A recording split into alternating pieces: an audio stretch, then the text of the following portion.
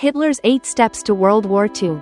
Under the influence of the Great Depression, 1929 to 1933, Hitler became Chancellor, then Führer of Germany in 1933, implemented many policies to eliminate revolutionary forces to prepare for war to redistribute the market. Hitler took 8 different steps to cause the bloodiest world war in human history. After the defeat in World War I, 1914 to 1918, Germany had to accept the Versailles Treaty, 1919, with harsh terms. Germany was accused of causing the war and had to pay reparations. Germany had to pay a total of £6.6 billion, equivalent to 132 billion gold marks. The army was limited and weakened to the maximum. No air force.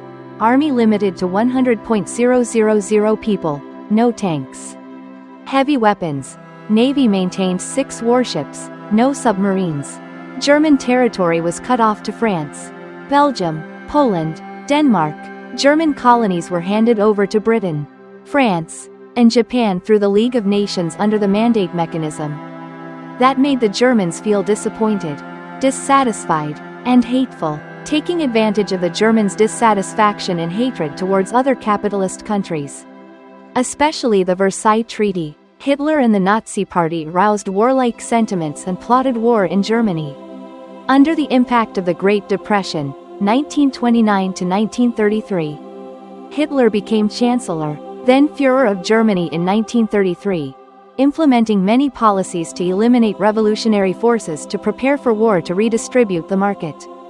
Hitler took 8 different steps to cause the bloodiest world war in human history.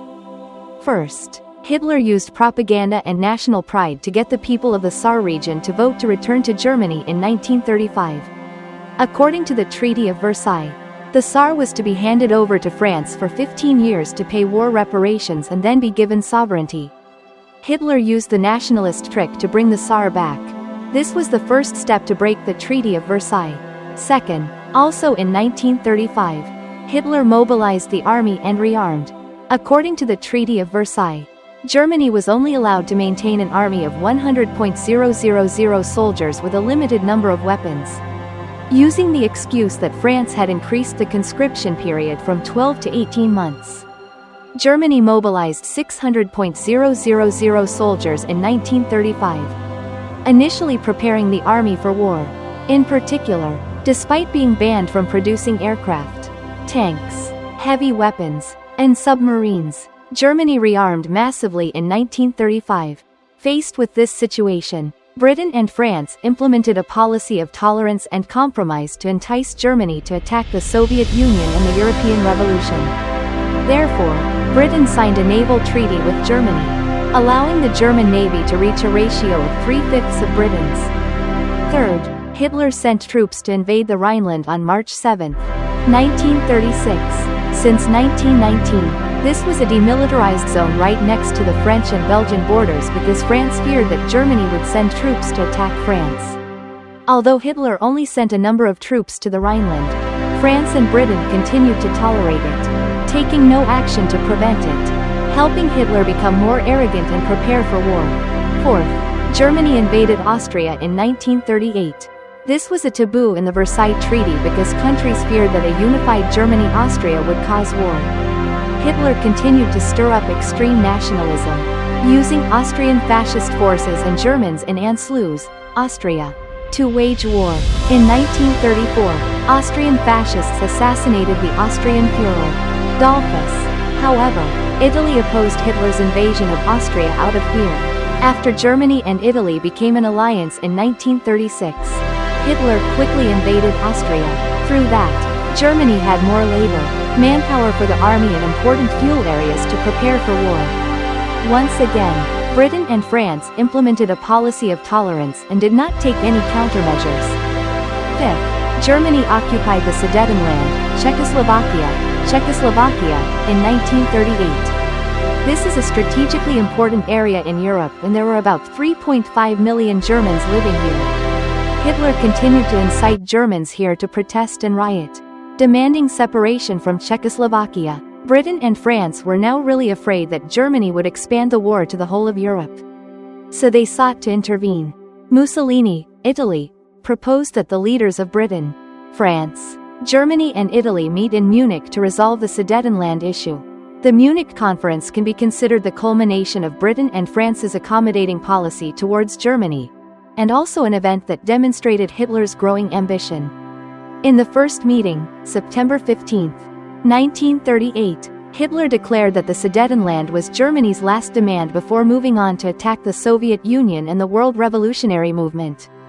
British Prime Minister Chamberlain made concessions so that Germany could have the Sudetenland.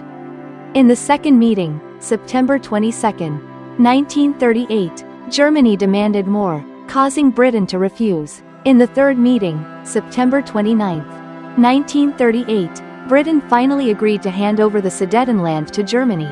Czechoslovak representatives were not allowed to participate in the discussion but were only invited to hear the final decision. Czechoslovakia also did not receive support from its allies, Britain and France. If Czechoslovakia resolutely opposed and fought against the German army, it would have to take responsibility for itself.